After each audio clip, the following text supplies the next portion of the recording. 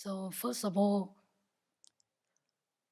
I really appreciate the Buddha kindness to allow monastics to do 3-month winter or summer retreat. And I also appreciate this year winter, the theme of this winter retreat, refuge and the Four Noble Truths. And finally, I really appreciate fellow children kindness and support to allow me to rest and keep up with my practice. And I also really appreciate the community support so that I can gradually regain my strength and be able to give a talk today about aging, why aging is dukkha, sickness is dukkha from my own experience. My main focus is why sickness is dukkha, but I want to go a little bit to talk about a little bit about aging, why aging is dukkha. I guess I think due to our innate perception of the body being beautiful and attractive. So when I was young, my main focus, effort, and concern was to keep my body attractive and beautiful. And of course, forget about the healthy part of the body. I remember when I noticed that there's some gray hair in my head, I immediately pluck it because that is the sign of old aging. And then, oh wow, I saw a wrinkle on my face.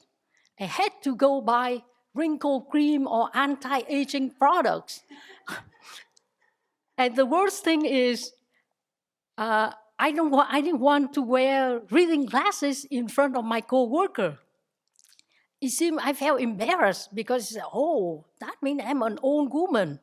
Why do I have to wear reading glasses and strain my eyes a lot because of that? And when I remember vividly that when I was healthy, and I tried to do Lamrim meditation on the Lamrim topic, the 8 human sufferings. I got a hard time imagining myself as an old person. It was very easy to bring up the difficulties, the sorrow, lamentation, grief of the decline of the physical and mental abilities for my grandparents, my parents, my elder relatives, and people living in the nursing home. But it's not me. I think I'm healthy. I have only minor aging problems. I cannot imagine myself as an old person. And now, looking back, I can see why aging and sickness. Aging is dukkha and sickness is dukkha. It seems the older I get, the higher the maintenance my body requires. When I try to fix something in the body, something else is bound to eventually break. And aging and sickness seem to be correlated. So now I'm going to explain why dukkha is, not why sickness is dukkha. It seems since COVID, I experienced from last year. I experienced an ongoing health problem, lingering from COVID, and I guess I can see why it's dukkha, because I didn't expect it. I didn't expect it to happen to me, and I don't accept it. Why did it happen to me? It happened too soon. I'm in the retreat. Why do I have to go to see the doctor every 2 months, and I have to do a lot of home remedies to take care of these health problems? But the worst thing is, I realized that the stronger my attachment to my body, the greater the suffering I experience when something goes wrong. Of course, when we are ill, we experience discomfort and unpleasant sensation. That is the first arrow that we cannot avoid. But then, because I'm so attached to my body as a self, then fear and anxiety, at one point, I was overwhelmed by fear and anxiety. Oh, I might have cancer. Oh, this might be incurable. It's gonna last forever, no matter what medicine I'm taking, what effort, whatever I try, it's gonna be like that, and it's getting worse. And I think because I'm strongly attached to my body as either who I am or something of which I'm in possession to, or something over which I have some control, I should have some control. But actually, my body doesn't obey my wish, my want, my desire to be healthy and always comfortable. My body, like other plants, trees, animals, and material things, they have their birth, they have their type of life, and they pass away. My body is constantly changing, moving, evolving, transforming like other material world, plant or animal. And in addition, my body is have some periods. My body have periods of health, period of illness, and eventually it will die. So because I think I have some control of my body, so I push very hard, and then that's why the problem gets worse, and I can see that. I can see that I can influence my body or giving some proper nutrition when I'm ill, but ultimately I have no control over it, aging, sickness, and death. So I can see that this experience of aging and sickness helped me deepen my practices. So by bringing up the three of the five collections, this body is not exempt from aging. It hasn't gone beyond aging. This body is subject to sickness. It hasn't gone beyond sickness.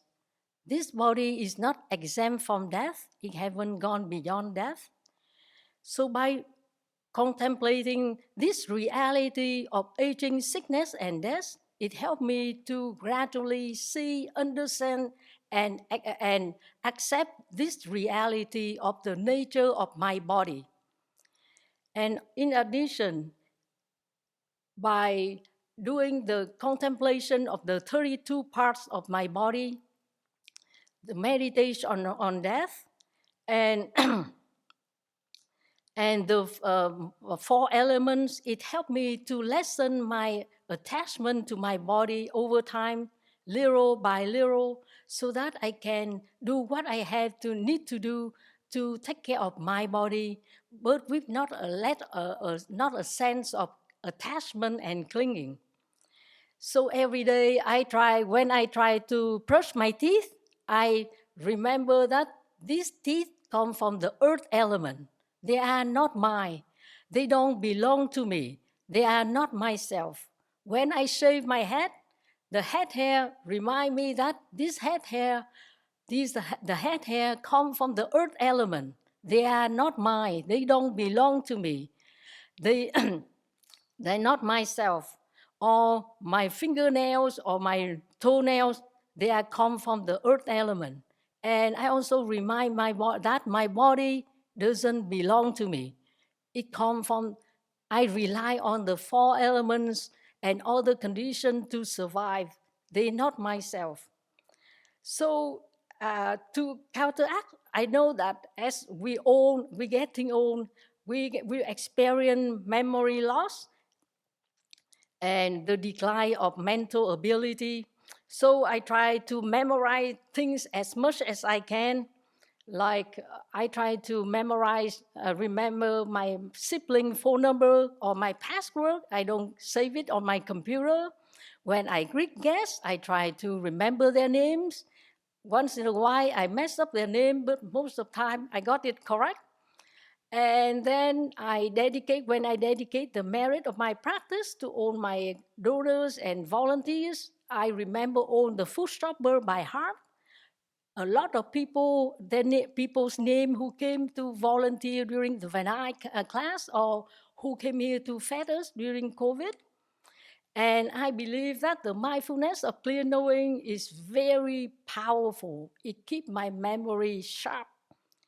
And in addition, I also appreciate my body. Instead of seeing it as a nuisance, I have to take care of that, or complaining or grumpy that, oh, I'm experiencing aging and sickness. Thinking that, hey, I'm very grateful that I can walk from the Gotami here to practice. I can listen to the teaching, even I experience some minor hearing loss. I can read and study the Dharma. And from my sickness experience, it helped me develop compassion for people who have physical ailments and mental illness by bringing up in my session at the end to wish them that they have all the resource they need to take care of their illness. And finally, it helped me to gradually gain insight into impermanence, dukkha, and non-self reality nature of our body. So in conclusion, I think that even we experience aging, sickness, and death, but our body need to look after well and keep in good health as best as we can for the inner world and for our mental faculties to be generated, the liberating and awakening wisdom to benefit all beings.